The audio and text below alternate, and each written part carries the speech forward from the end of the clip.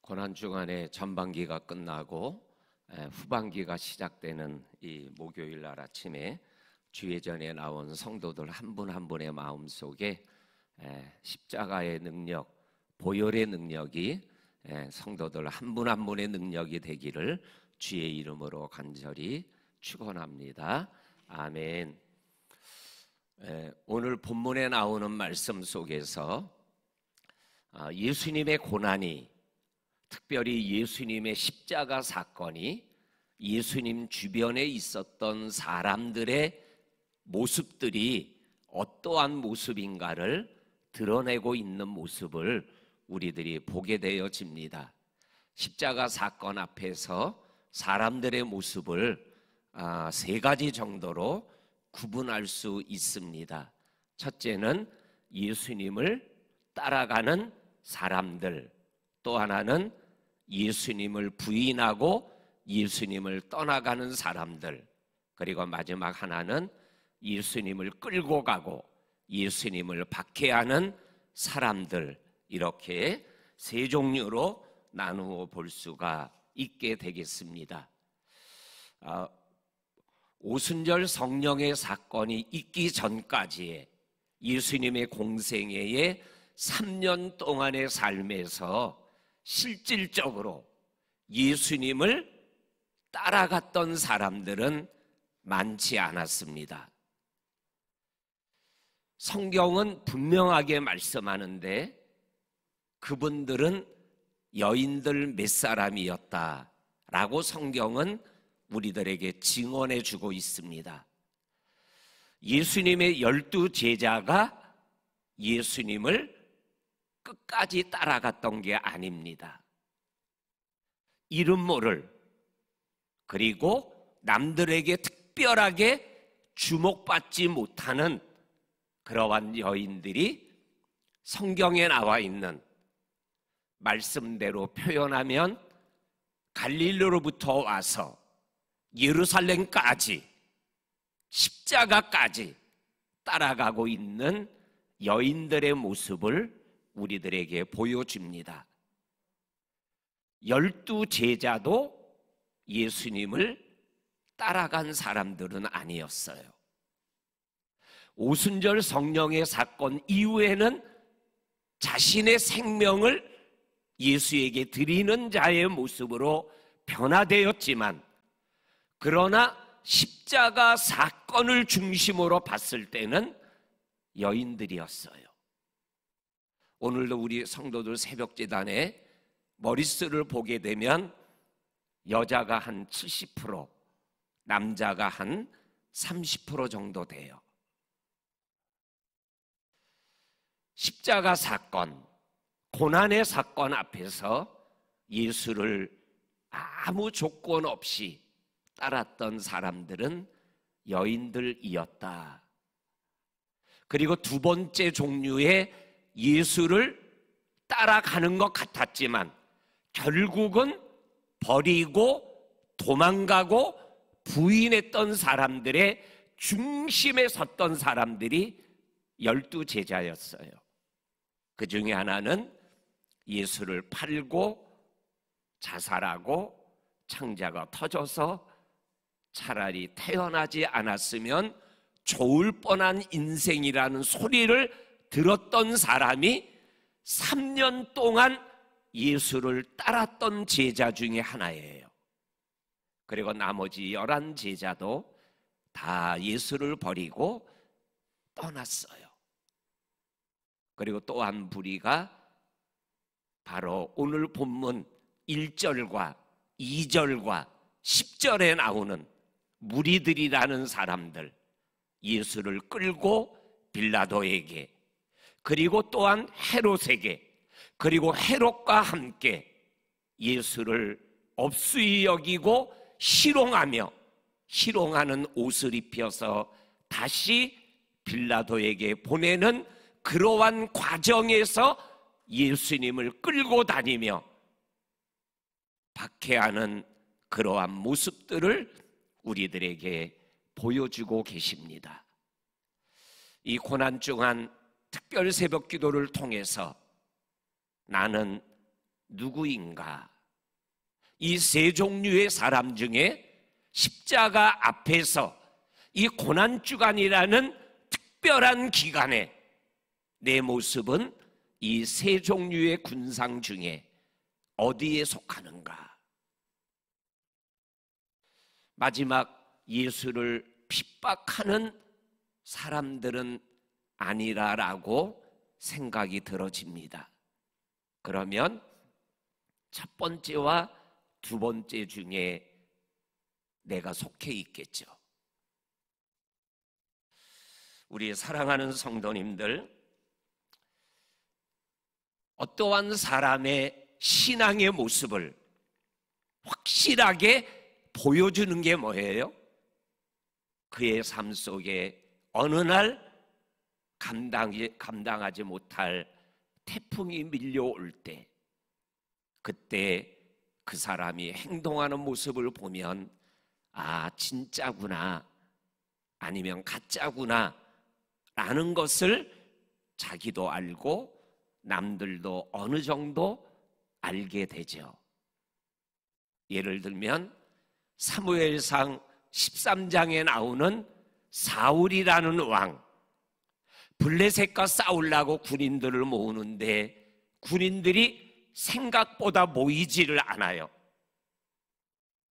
그리고 모였던 군인들도 하나씩 둘씩 돌아가는 것을 보게 되고, 오신다고 했던 사무엘은 오지 않고 블레셋 군대들은 모여서 전쟁을 완벽하게 준비하고 있고, 그래서 사울이 그 상황 속에서 하나님 앞에 번제를 드리게 됩니다. 그리고 번제가 끝날 즈음에 사무엘이 오게 되죠. 위급한 상황에서 군인들은 떠나가고 전쟁에 모이는 군사들은 없어지고 사무엘은 오지 않고 블레셋 군대는 다 전쟁 준비가 끝나 있는 이 위급한 상황에서 사울의 그 행동이 결국은 어떻게 돼요? 하나님이 당신을 버리셨습니다. 이렇게 하나님의 말씀을 듣게 되죠. 그런데 반대로 다윗은 사울에게 죽임을 당할 것을 두려워하여 도망가는데 두 번이나 사울을 단번에 죽일 일이 생기죠. 부하들이 뭐라 그래요? 이거는 하나님이 우리 장군님에게 준 기회입니다. 내가 칼 한 두세 번이 아닙니다. 한 번에 사울의 목을 베어가지고 오겠습니다. 그때 다윗이 뭐라 그래요? 하나님에게 기름 부음 받은 자를 내가 좀 살겠다고, 도망다니는 인생을 끝내겠다고 죽일 수 없다. 한 번은 옷을 조금 자르죠. 그것도 마음에 아파해. 또 한 번은 물병을 가지고 오죠. 그 모습 속에서 다윗의 신앙을 보게 되는 거죠. 내가 좀 고난을 더 받아도 하나님이 기름 부은 자를 내가 어찌할 수 없다라는 그 다윗을 하나님은 내 마음에 합한 자라고 여기는 거죠. 예수님의 십자가 사건 앞에 모여있는 여러 사람들 중에 끝까지 주님과 함께 했던 사람들이 별별 일 없는 여인들이었다라는 거, 이게 마음에 목사로서 걸리는 거예요. 우리 사랑하는 성도님들, 나는 지금 십자가 앞에서 어떠한 모습의 사람입니까? 그거를 오늘 이 1절, 2절, 10절에 나오는 말씀이 이렇게 생각하게 하더라고요. 이 빌라도가 재판을 하다가 고발하는 사람들이 갈릴리로부터 여기까지 소동을 하고 있습니다 라고 고발을 하니까 순간적으로 이 귀찮은 재판 그냥 헤롯에 넘기자. 그리고 갈릴리 지역에 분봉왕으로 있던 헤롯에게 예수님을 보내버립니다. 그때 오늘 본문 8절에 보면 헤롯이 기뻐해요. 오랫동안 예수님을 보고 싶어 했어요. 보고 싶어 했던 여러 가지 이유 중에 가장 강력한 이유가 자기 앞에서 기적을 행하는 예수님의 모습과 그 기적을 보고 싶었던 거죠. 그런데 어떻게 끝나요? 8절의 헤롯의 기쁨이 11절에 업수의 여김과 희롱으로 끝나버리고 말아요. 이 말씀을 묵상하다가 삭개오가 생각이 났어요. 누가복음 19장 3절에 보면 삭개오가 예수님을 보고 싶어 했어요. 근데 키가 작아요. 뽕나무 위에 올라가 지나가는 예수님을 보고 싶어 했어요. 난 예수님이 내려와라. 내가 오늘 너희 집에 유해야겠다. 그런데 헤롯은 오랫동안 예수님을 보고 싶어 했대요. 갈릴리 분봉왕이에요. 예수님의 공생의 사역의 대부분이 갈릴리에서 했어요. 그러면 예수님에게 가면 되잖아요. 그런데 분봉왕으로 있는 동안 예수님이 십자가에 달려 죽을 때까지, 이 재판이 있을 때까지 보고 싶은, 오랫동안 보고 싶었던 예수님에게 이 헤롯은 나가지를 못했어요. 니고데모라는 사람, 요한복음 3장의 그 사람은 밤에 남들이 볼까봐 공회의원, 산헤드린 의원이기 때문에 의원이 예수님에게 가는 것을 보여주는 게 조금 불편해서 아무도 보지 못하는 밤에 예수님에게로 가서 거듭남을 경험하고 우리 토요일 날 우리 마지막 시간에 묵상할 예수님의 장례에 참여하는 사람이 되죠. 우리 성도님들 예수님이 보고 싶어요. 오랫동안 보고 싶어요. 예수님이 나에게 올 때까지 기다릴 거예요. 삭개오처럼 남들이 뭐라고 그래도 보고 싶은 예수님을 위하여 뽕나무로 올라가는 믿음의 행동이 있어야죠. 이 헤롯은 오랫동안 보고 싶었던 예수, 언제 만나요? 재판석에서 만나요. 그리고 결국은 그 기쁨은 조롱으로 바뀌어버리고 말아요. 이 헤롯이 누구예요? 6개월 형이 되는 세례 요한을 죽인 사람이에요.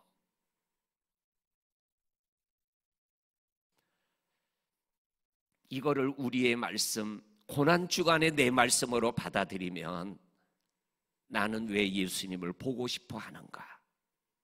나는 왜 예수님을 따라다니는 믿음의 사람이라고 얘기를 하는가? 예수님인가? 예수를 통해서 복받기를 원하는 것인가? 누가복음 22장 1절에서 24절까지 보게 되면 예수님께서 최후의 만찬을 하셔요. 너희 중에 떡그릇에 손을 든 자가 나를 팔 거다. 제자들이 근심하며 누굽니까? 물어보더라. 그 내용이 1절부터 23절까지예요. 그리고 바로 나오는 24절이 뭐냐면은 제자들이 서로 누가 높은가 심히 다투더라 그랬어요. 이 땅에서의 마지막 최후의 만찬, 이 떡은 너희를 위하는 내 몸이다. 이 잔은 너희를 위하여 흘리는 내 언약의 피다. 그러한 최후의 만찬 마지막 식사를 했는데, 그 중에 너희 중에 누군가 나를 팔 거라고 얘기했는데 다 한 귀로 듣고 한 귀로 흘러간 거예요. 그들의 마음과 생각에는 예루살렘에 올라오신 예수님이 이 예루살렘의 왕으로 등극할 때 오른쪽 왼쪽에 내가 앉아야지, 이 마음이 가득했던 거예요. 그러니까 잡히실 때 다 도망가는 거죠.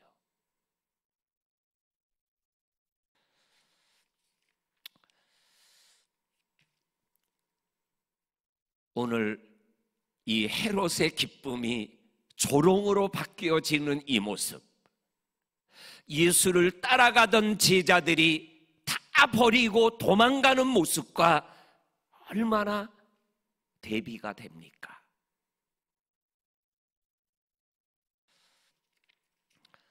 그리고 오늘 우리가 읽은 말씀의 세 번째로 나오는 말씀이 3절에 빌라도가 너 유대인의 왕이냐?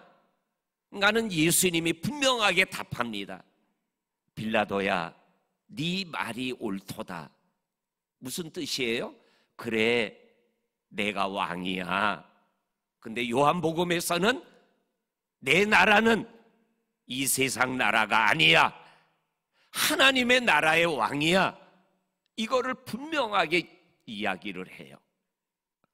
그런데 헤롯에게 가서는 헤롯과 여러 사람들이 여러 말로 물어보는데 아무 말도 대답하지 않는 예수님의 모습이 나와요. 어떨 때는 분명하게 대답을 하고, 어떨 때는 입이 있지만 대답을 안 하고 침묵하는 거예요.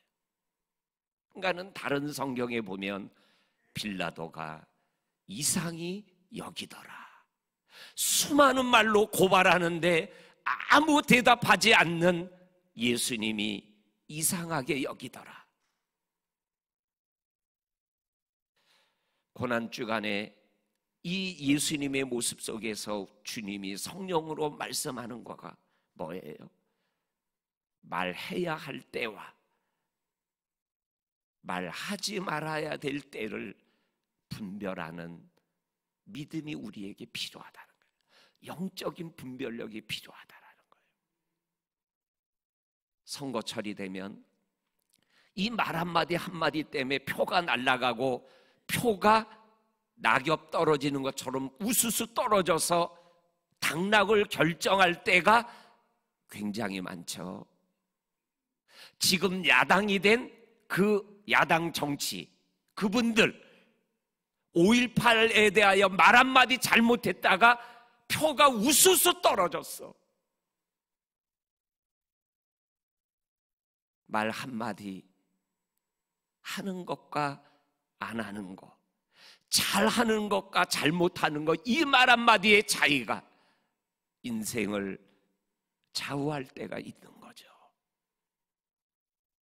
예수님은 십자가 앞에서 말해야 될 것에 대해서는 분명하게 말하고,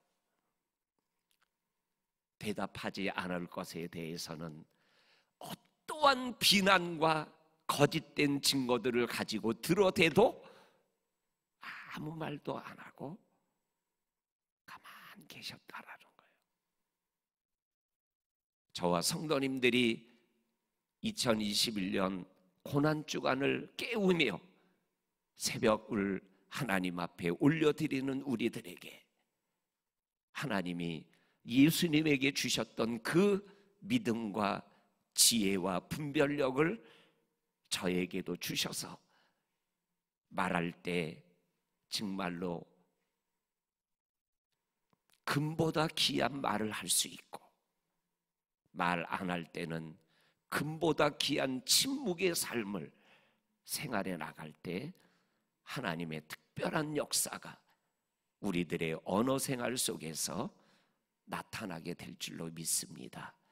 이 말씀 우리들이 기억하며 오늘 또 하루를 하나님 안에서 달려갈 수 있기를 간절히 바랍니다. 아멘.